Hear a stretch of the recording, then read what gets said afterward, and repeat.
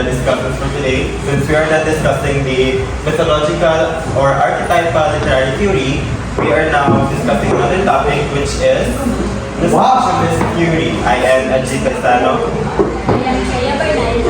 I am Julian Borling. And I am Barnayha Paker. We are your discussants. So, what is structuralism? Kindly read, everyone. Structuralism, approach to sociology, anthropology, and linguistics that analyzes human culture by examining the underlying structures that shape thought, behavior, and perception within a broader system. Alternatively, as summarized by philosopher Simon Blackburn, structuralism is human life phenomena are only understandable through their interrelations, which form underlying structures governed by constant abstract laws, despite surface variations.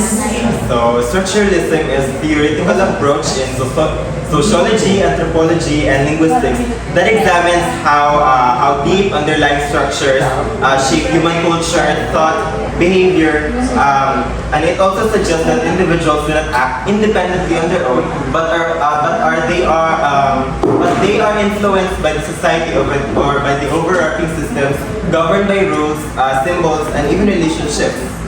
Now, in sociology and anthropology, the structuralism is often associated with thinkers like Claude Levi-Strauss.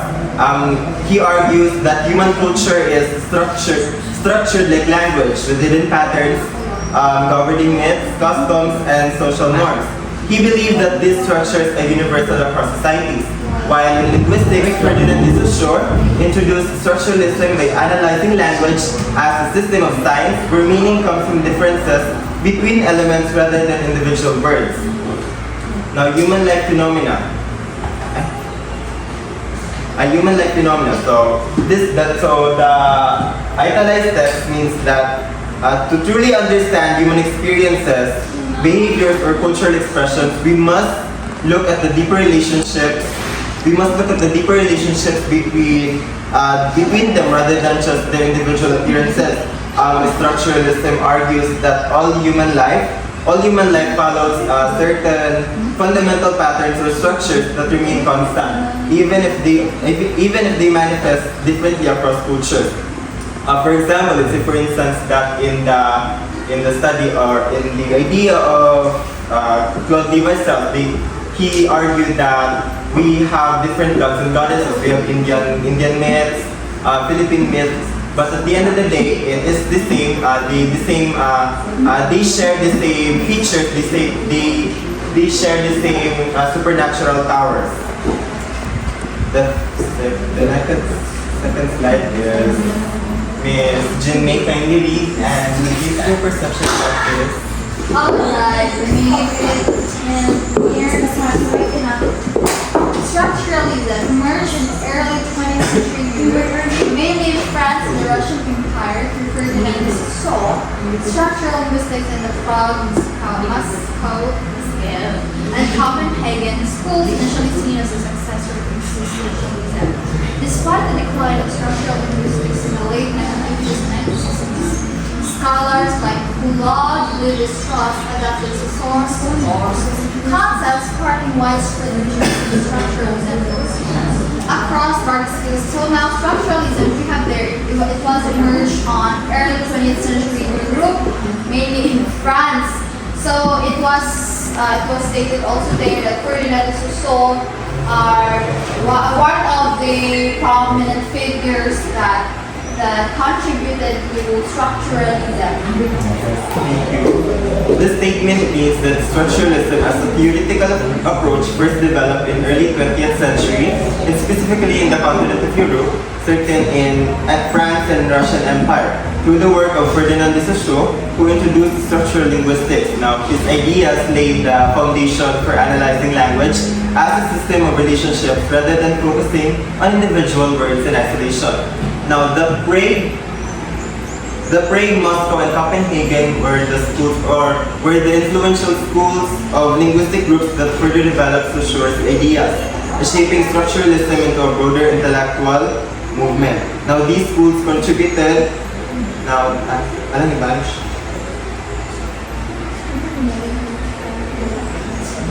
Now, these schools contributed to the study of phonology, syntax, and the meaning of language. Miss Unilia, kindly read and share your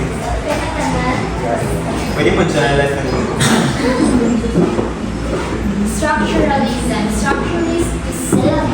Structuralist reasoning has been applied across various disciplines with key figures like God, Levi Strauss, Roman Jacobson, and Troxel contributing its development. By the late 1960s, thinkers like Michael Foucault, Charles Derrida, Louis Althusser, and Roland Barthes challenged structuralism, leading to emergence of structuralism.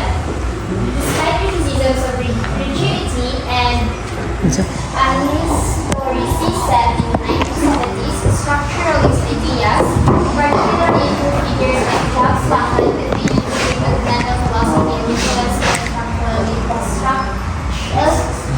structuralist thought. So this, the reasoning with the structuralist has been applied to various disciplines sa mga subjects sa mga like God and Levi Strauss, and then it was continued is by the thinkers like Michael Foucault and the other thinkers in the emergence of post-structuralism and So this means that even though structural linguistics, or the study of language as a system of structures, started losing influence in the late 1950s and 1960s, its core ideas were adapted and expanded by scholars like Claude Levi-Strauss in other disciplines, particularly anthropology.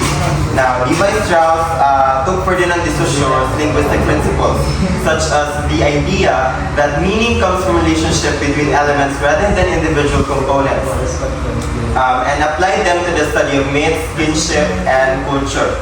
And then by the late 1960s, scholars like Foucault, Derrida, Althusser, and Barthes, they criticized structuralism for being too rigid and ignoring historical and individual differences. Their critiques led to the rise of post-structuralism, which questioned the idea of fixed structures and emphasized fluidity, ambiguity, and the instability of meaning. We have the history and background. Mr. Kian, can you read and share your insights? History and background. Emerging in the 1960s, structuralism gained prominence in France following the dominance of existentialism, particularly Jean-Paul Sartre's ideas in the 1940s and 1950s. Structuralism quickly spread worldwide, with some scholars in the early 1960s believing it could provide a unified framework for underlying all aspects of human life across disciplines. It's a history. So, start daw ang structuralism sa 1960s, gayon following the dominance of existentialism. Gayon, structuralism quickly spread worldwide kay belief sa mga tao at that time is that it could provide a unified framework for understanding all aspects of human life. So, ang structuralism, no, kay murag nagbutang siya order sa tanang butang para dali may balance sa mga tao, pero I think di-contradict na siya itong mga post-structuralism no na dili sila ganahan na murag rigid kaayo ang mga definitions. So this means that in the early 1960s, structuralism became highly influential globally, with some scholars believing it could serve as a universal method for analyzing all areas of human life, from language and culture to psychology and society. They saw structuralism as a way to uncover the underlying patterns and structures that shape human thought and behavior across different fields. Continue. Miss Iris, can you read and share your insights about this one? History and background. The term structuralism in social science originated with Claude Levi-Strauss, inspiring figures like Louis Althusser, Jacques Lacan, Nicolas Colanzas, Roland Barthes, and Jacques Derrida, though many distanced themselves from the movement. So structuralism in social science was originated with those peoples like Claude Levi-Strauss, and also those thinkers like Louis Officer, Jacques Lacan. I'm not familiar with these people. However, even though it originated from them, though they distanced themselves from the movement. So structuralism is So this means that Claude Levi-Strauss was the first to use the term structuralism in social sciences, specifically applying in anthropology. Now his work influenced into the other major thinkers like Althusser, Lacan, Paulanzas, Barthes, and Derrida. And however, while these scholars were inspired by structuralist ideas, many later distanced themselves from the movement, either by modifying its principles or actively critiquing its limitations. This distancing contributed to the emergence of post-structuralism. Accordingly, the so-called Gang of Four of structuralism is considered to be Levi-Strauss, Lacan, Barthes, and Michael Foucault. Now, this means that the Gang of Four in structuralism, because they considered as the Gang of Four in structuralism because they were some of the most influential figures in developing and applying structuralist ideas. Levi-Strauss applied structuralism in anthropology, specifically in myth, kinship, and culture.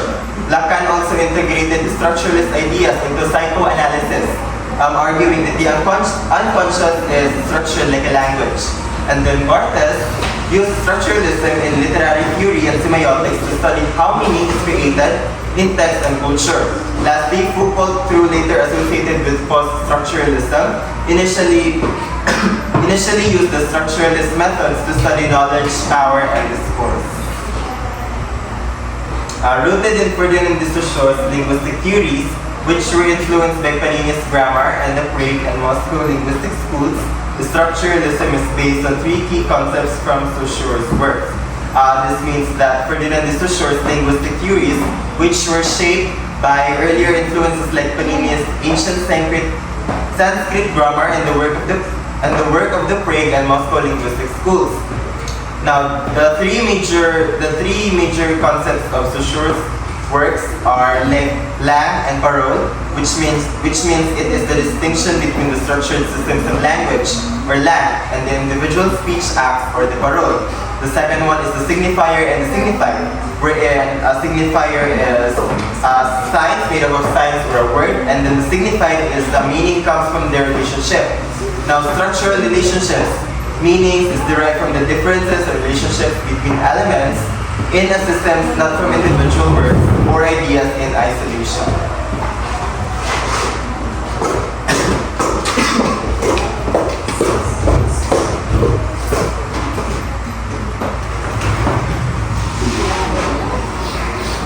So next, please read everyone. distinguish between the abstract system of language And people. actual language use, defining the design as a combination of the signifier or sound or image and the signifying concept or idea. Okay, so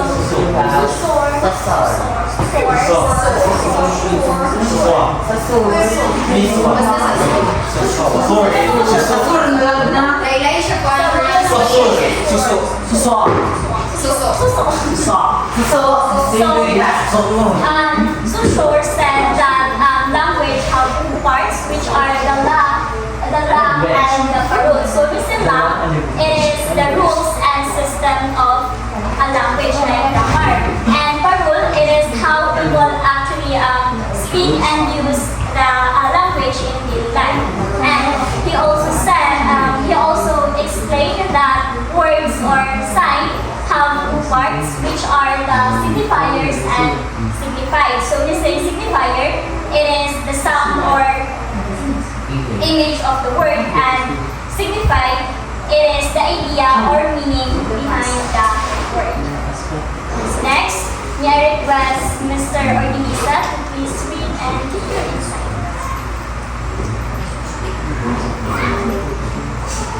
Signs derive meaning from the relationship and contrast with other signs, as language consists of differences rather than inherent connection. Sense direct meaning.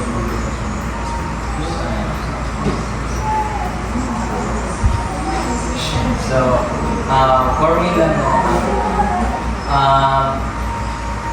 ang science ko nun daw is, has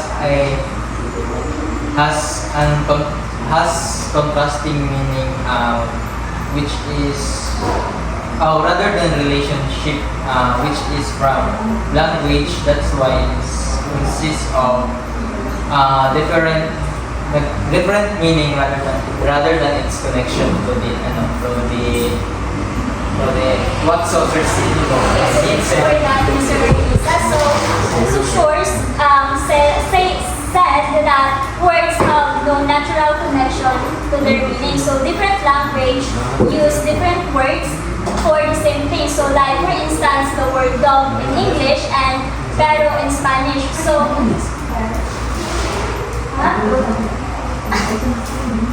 and and Spanish. So showing that the link between a words or the signifier and its meaning, which is signified, is random. So in short, or in other words get their meaning by using different from other words. Next, we have novel theorist. May I request Mr. Sokol, please read and give your insights. Novel theorist Ferdinand de Saussure pioneered structuralism by emphasizing language as a foundation of ideas and culture, introducing the concept of sign divided into signifier, image, and signified the idea, which gains meaning arbitrarily through society. Okay. I don't have any idea. Can I call a friend? Kian. my friend. Okay, so Ferdinand de Saussure pioneered structuralism by emphasizing language as the foundation of ideas and culture, introducing the concept of the sign divided into the signifier, image, and signified idea, which is meaning arbitrarily through society. So,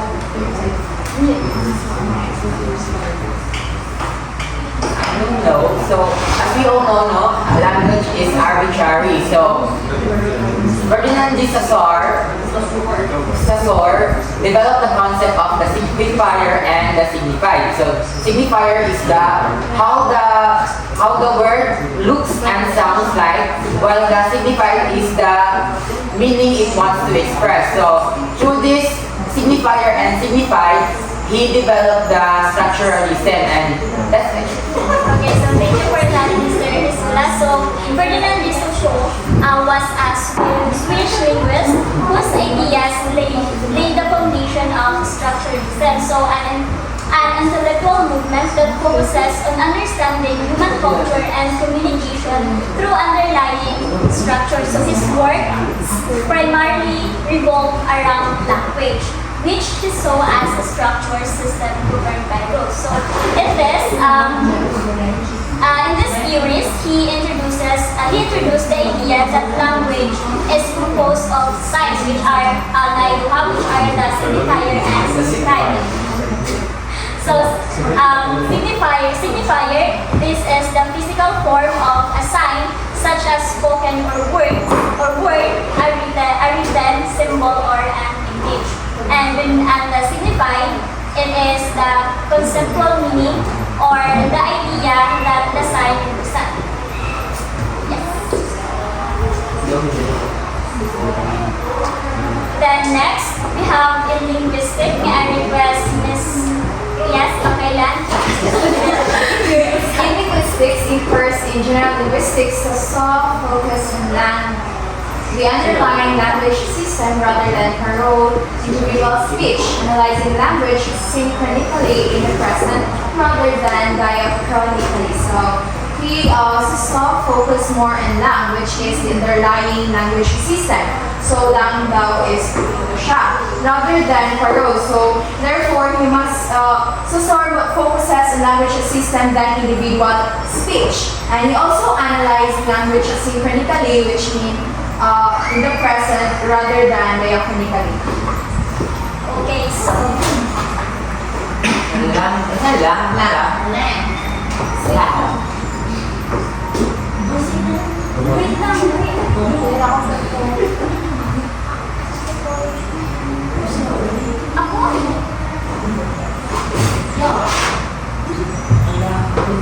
Ako? Ganyan, Christian siya, Structuralist. Hindi nga lang pili na kailangan ako. Skip ito. Tingnan mo po, nagibasa si Ken lang po. Okay.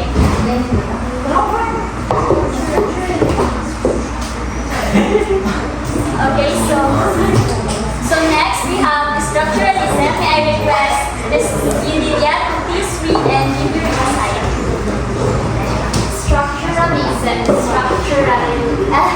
Structuralism rejected human freedom and choice, emphasizing how experience and behavior are shaped by underlying structures as seen in Levi-Strauss, elementary structures of kinship in 1949, influenced by Roman Jacobson and American anthropology. So this movement with structuralism was influenced by Roman Jacobson and American anthropology, and it rejected human freedom and choice. It emphasizes experiences and behavior underlying structures.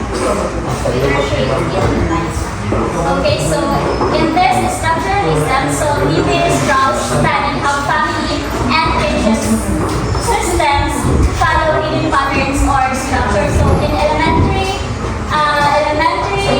structures in kinship, so he showed that different societies have different family systems, but they're all come from basic shared groups. Later on, in the structural anthropology, 1950s, he explained his ideas that human cultures are shaped by deep structure, not just random traditions and random traditions. He also uses essay to show these patterns exist in myth, language, and society. The next,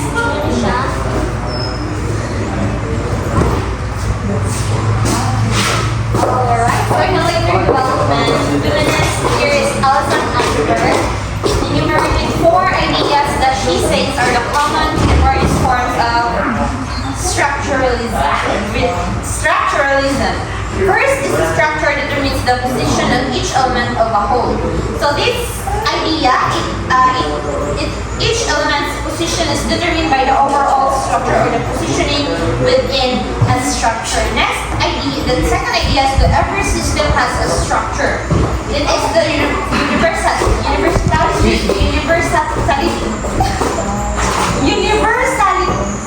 of structure. Every system, regardless of its nature, has an underlying structure. Structuralists believe that all systems, whether they're languages, societies, or cultures, have an underlying structure. This structure might not be immediately visible, but it shapes the way the system functions and how its elements interact. The third one, we have the structural laws deal with coexistence rather than change. So structuralism focuses on understanding how elements within a system coexist and relate to each other at a particular moment in time. It's more concerned with the static relationships between elements than with how those relationships change over time. Next, we have the structure are the real things that lie beneath the surface. So according to structuralists, the underlying structure are the true realities rather than the surface level occurrences or events. These structures shape our perceptions, behaviors, and understanding of the world even when we're not aware of them. So by examining these underlying structures, structuralists aim to uncover the hidden patterns and relationships that govern how human culture, language, and society. Next, we have the literary criticism and theory. Please read Ms. Bation and explain. Literary criticism and theory. Structuralism analyzes texts with larger genre, narrative patterns, intertextuality. Arguing that all texts with an underlying structure contribute to govern the rules of making interpretation systematic. So when we criticize a certain literary text, it's just there that there is a certain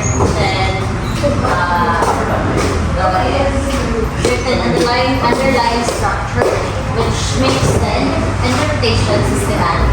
Thank you for that, Ms. Maria. So in literary criticism and theory, structuralism is an approach that analyzes text by looking at their underlying structures and patterns.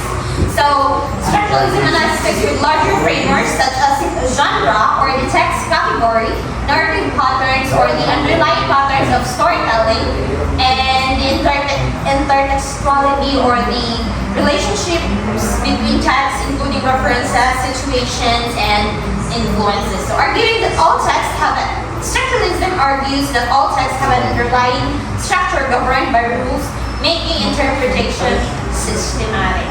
Yes, that's true. Next, we have, please read Mr. Support. Structuralist interpretation can be overly reductive, emphasizing shared structures between texts. And explain. West Side Story and Romeo and Juliet, while potentially overlooking unique elements. The structuralism analyzes how story resolve tension by identifying unifying patterns such as inversions of common themes, arranged marriage between unwilling partners versus forbidden level. So, the structuralist interpretation can be overly reductive. So when we say reductive, nag-focus sila sa mas broader na idea, padulong sa pag-specify sa mga ideas, emphasizing shared structures between texts. So for example, we have West Side Story and Romeo and Juliet. So as what they interpret by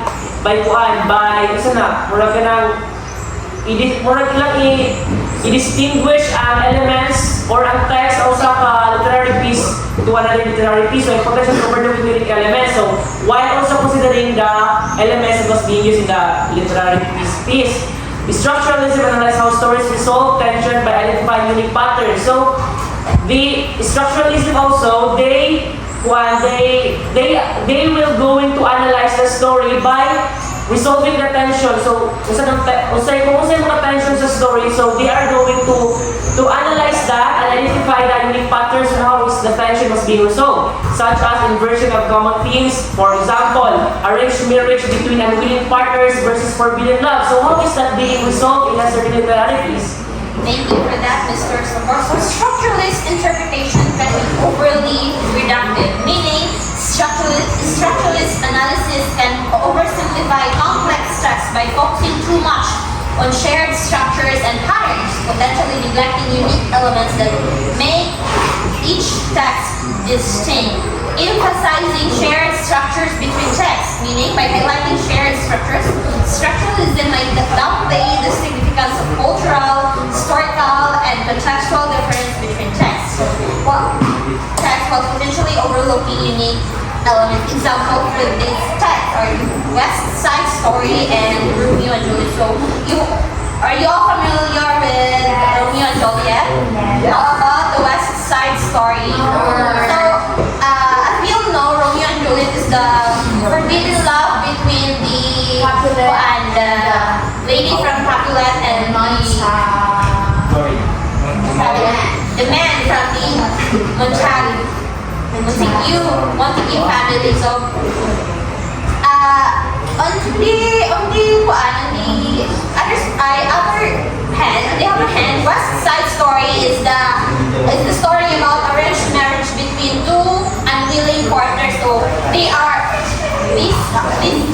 story revolves around two individuals who are forced in a marriage they are not willing to have. So structuralism analyzes how stories resolve tension by identifying unifying patterns. So meaning structuralism helps analyze how stories resolve tensions by recognizing recurring patterns, such as inversions of common themes. Then next we have is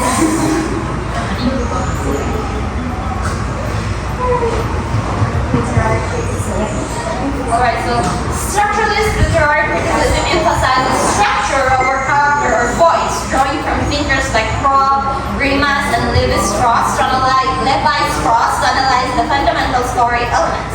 It shares similarities with Northrop Frye's archetypal criticism. What is archetypal criticism again? Archetypal criticism, guys. It talks about the recurrent symbols. Very good.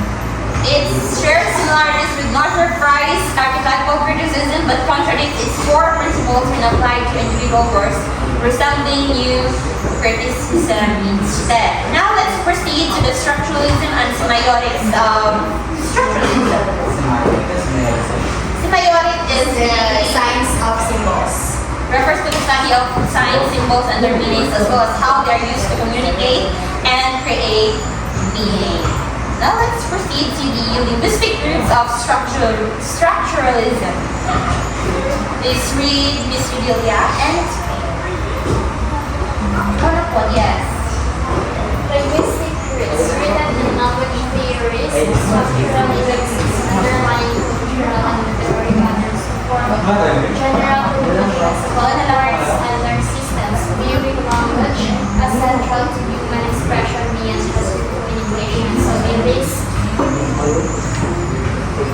So structuralism views language as central to human expression beyond just communication. And it's exactly my Alright, thank you for that, Miss Udelia. So, the linguistic roots of structuralism, written in language theories, structuralism seeks underlying cultural and literary patterns to form general conclusions about words and their systems, viewing language as central to human expression beyond just communication. So, structuralism emerged from the work of linguist Ferdinand de Saussure, who argued that language is a system of signs with underlying structures.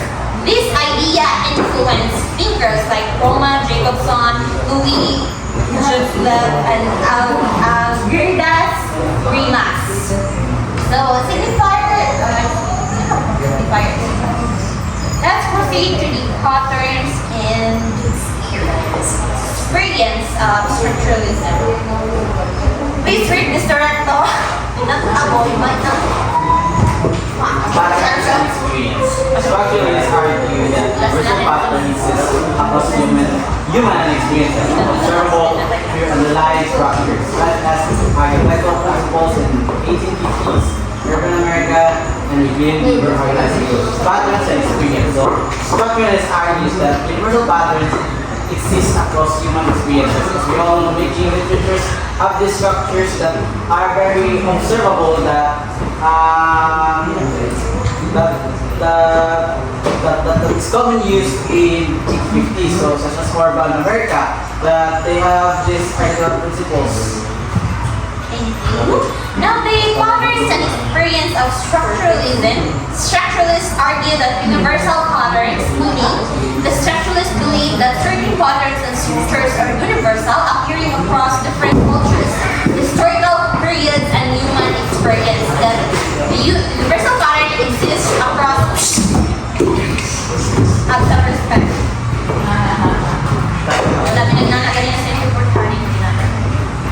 Across human experience, observable through underlying structures such as architectural principles in 1850s urban America, revealing deeper organizing rules.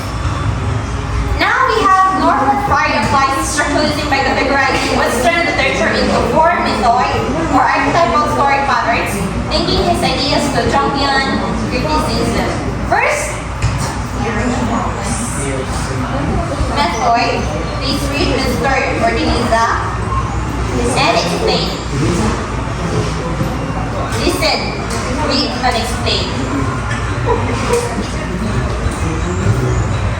Northrop Frye applies structuralism by categorizing literature for mid-Q, archetypal story patterns, linking his idea to Jungian criticism, theory of models or historical criticism, theory of symbols or ethical criticism, theory of myths or archetypal criticism, theory of genres or The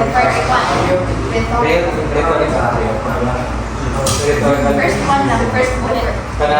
First Theory theory of modes. Theory of modes or historical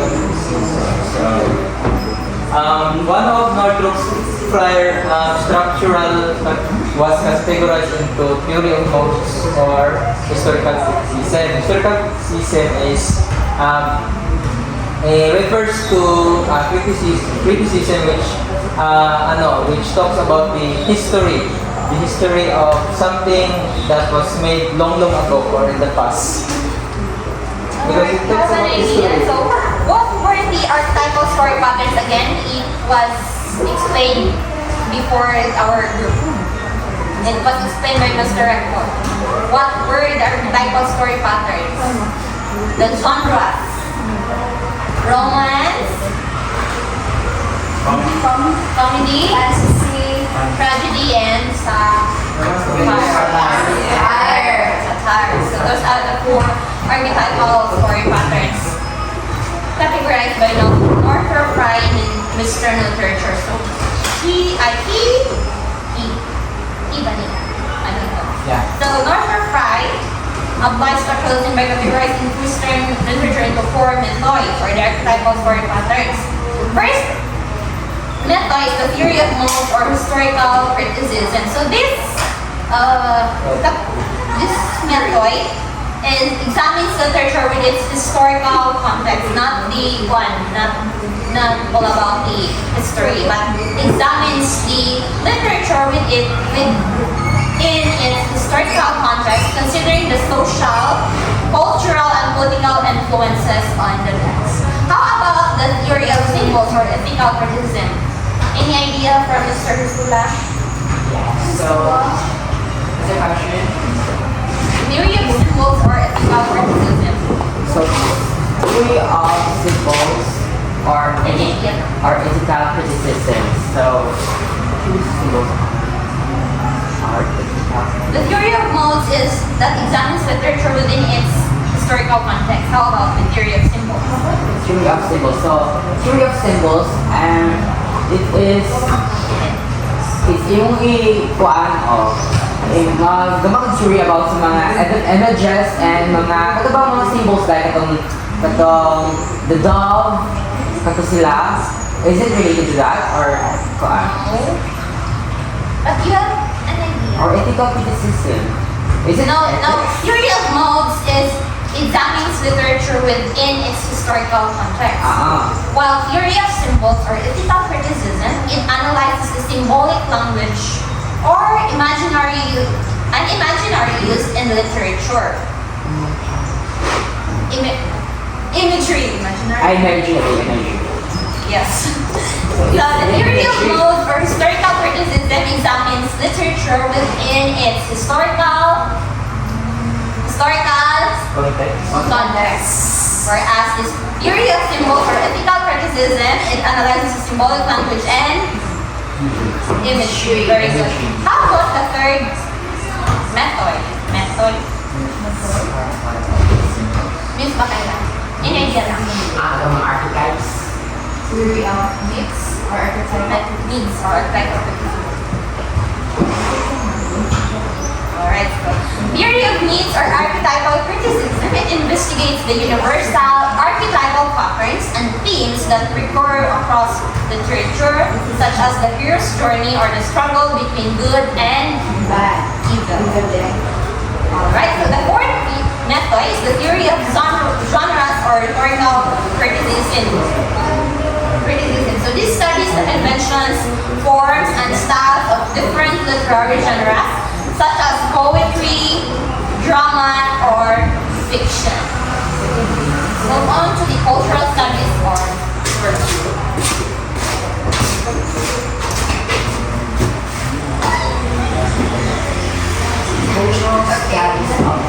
Let's move on to the cultural studies overview. And what is structuralism again? What is structuralism? Okay, when we say structuralism, it is a way of studying how culture and society by looking at patterns and their hidden rules. And hidden rules that shape how we live in our society. Instead of focusing on the personal experiences, structuralists, they are looking for the bigger picture. They are looking on how the language, the beliefs, and even traditions are structured. That is structuralism. It is the study of the culture and society. As we all know that language and culture are inseparable, right? Do you agree with me? Yes, Okay. I have an example for you to be able to understand well what is structuralism. Think of a football game. Think of a football game. Or even a basketball game. There are rules, right, that about how players move, score points, and interact. Yeah.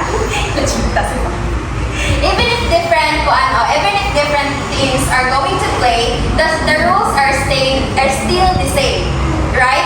Even if there are different players, the rules are still the same. That is also a structuralism because it studies the rules that shape how people think and behave in our society. It studies the rules that shape how people think and behave. Everybody please read. Structuralism analyzes binary codes that define insiders and outsiders, influencing peace or conflict in society. Emerging post-World War I, II, and structuralism provided a framework for decoding culture like text and facilitated interdisciplinary dialogue across fields. Do you have any idea what are those binary codes, binary opposites in our society? Those are the good versus evil. Then rich versus poor. These are the social classes, right? Because this is a very we all know the social issue in our community, the rich versus poor. Then also we have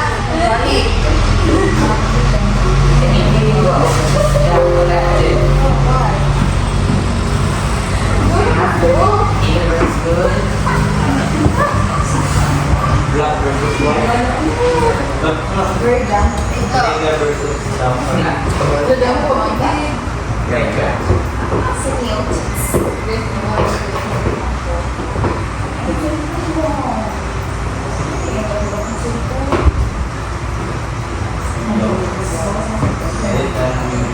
then the male versus female, which is very important, the gender roles in our society. These are the binary opposites in the society. These opposites influence how people see the world and interact with each other. Then we have also here the emerging post-World War II in France. Structuralism provided a framework for decoding culture like a text and facilitated interdisciplinary dialogue across fields. After World War II, French scholars used structuralism to study culture, language, and society. They treated culture like a text that can be read and analyzed just like a book. There are two types of structuralism. Please read Miss Salagoste and share your insights in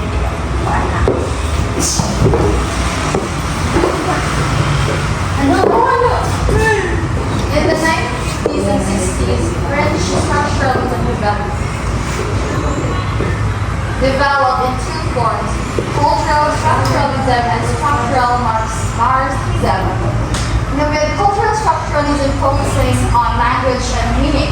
Now, structuralism builds on Saussure's idea that a role or speech is structured by language, emphasizing the arbitrary nature of science, the autonomy of cultural structures. Now, we're talking about the structuralism. Now, in 1950s and 60s, the French structuralism developed two forms, which is cultural structuralism and structural Marxism, in which those two, the cultural structuralism during this time is to focus on language and meaning. Very good. You have really got a great idea about this. Then, in the 1950s and 60s, this, there are two types of structuralism, which are the cultural structuralism and the structural Marxism.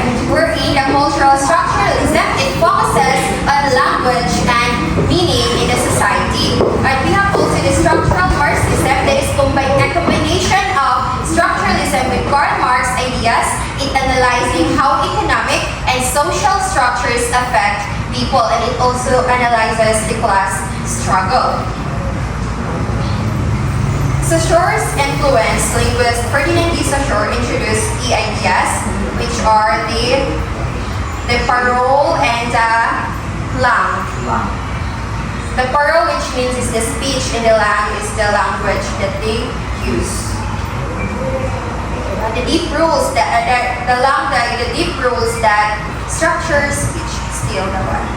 Example of this is koan. Like what Miss Barnayha said earlier, that when we say dog, we all know that what it means. But the word itself is just a symbol, because in another language, dog might be called chin, French, or perro in Spanish, but the meaning stays the same. Do you understand?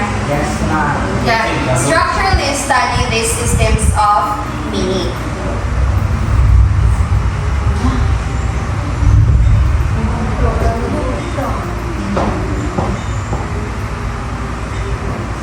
Everyone please read. His work has been criticized For being overly abstract, limiting individual perspectives and lacking methodological clarity for reconstructing cultural patterns. Despite criticisms, Levi-Strauss' multidimensional and natural extensive concepts of codes, science, and myths, shaping modern understandings of culture as a structural system similar to language.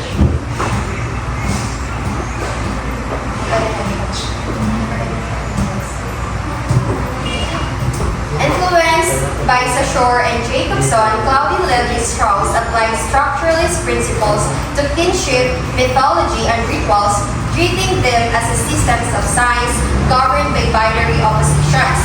What are those binary oppositions again? Those are the good versus evil, the rich versus poor, and the male versus female. Then Levi-Strauss argued that warfare in primitive societies reflected the breakdown of commerce with the exchange of goods serving as the foundation for social and moral relationships. Anthropologist Claudine Levi-Strauss applied structuralism to myths, family relationships, and traditions. He believed that cultural systems work like languages, where hidden rules shape everything. Binary opposites in myths. Levi-Strauss argued that myths from different cultures often use similar opposites pairs such as life versus death, common in religious beliefs, nature versus culture. Even though myths vary across cultures, they follow similar deep structures. Think of a fairy tales, guys. Think of a fairy tales. The Cinderella and Snow White. Yeah. Are you familiar, right? Yes. Very familiar. Yeah. So, there's always a good character, Cinderella and Snow White, and a bad character, the wicked stepmother and the evil queen. There's a problem. What is the problem in the movie of Cinderella? Cinderella is mistreated. Mistreated siya by her wicked stepmother. And how about Snow White? She is poisoned. She was poisoned. By one, no, yeah. Stepmother is still stepmother.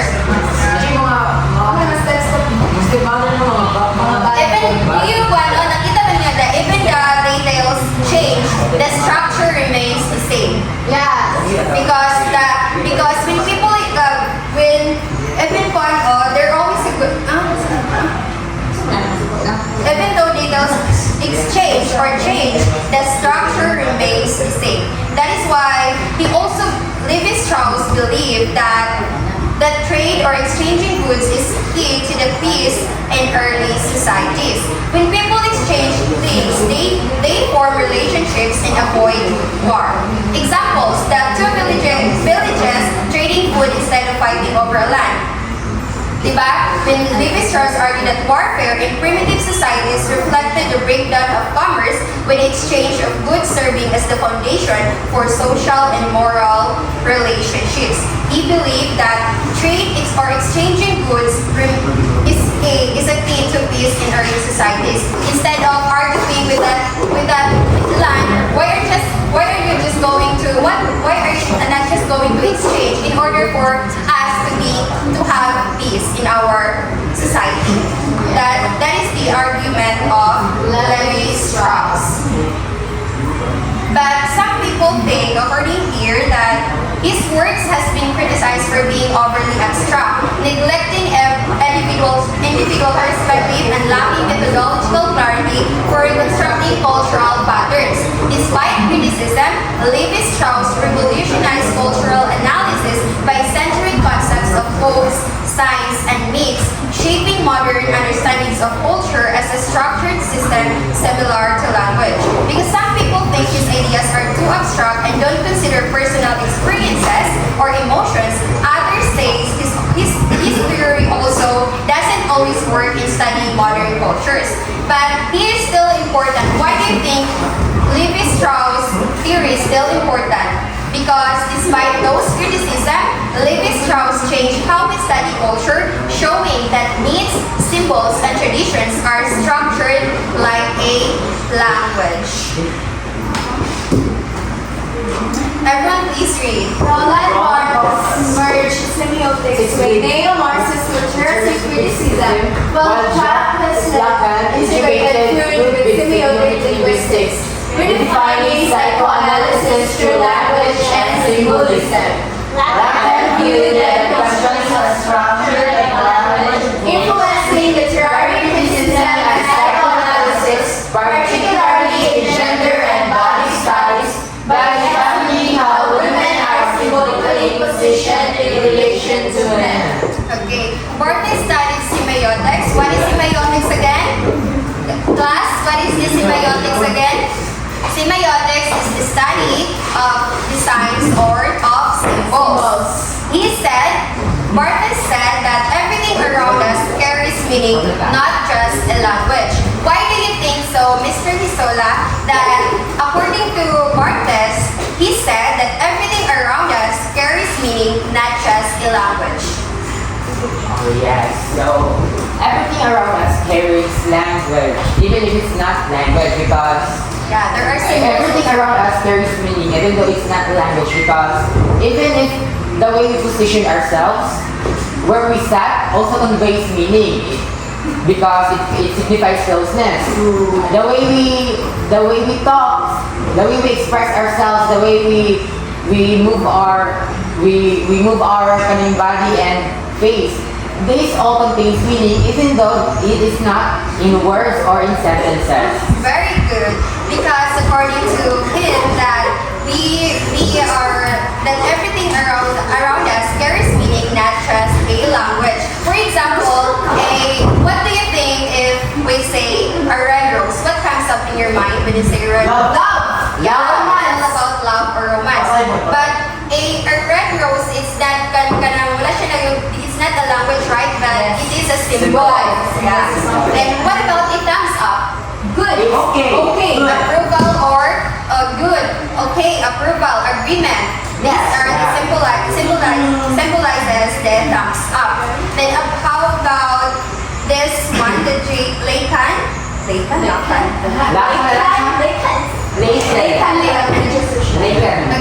Travis Lacan defined as a language. Lacan applied that structuralism to psychoanalysis, the study of the unconscious mind. He said that our minds work like a language, following patterns and hidden rules. Example of this is when a child sees themselves in a mirror, they start understanding their own identity.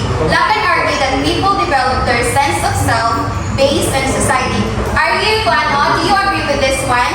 That Lacan argued that people develop their sense of self based on society's expectation. Yes, ma'am. Yes, because girls are told to be pretty,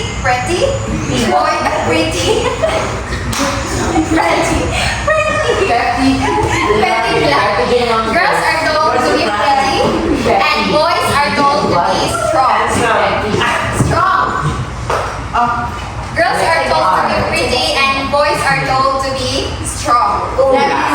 That is how we develop their sense of self based on society's expectation.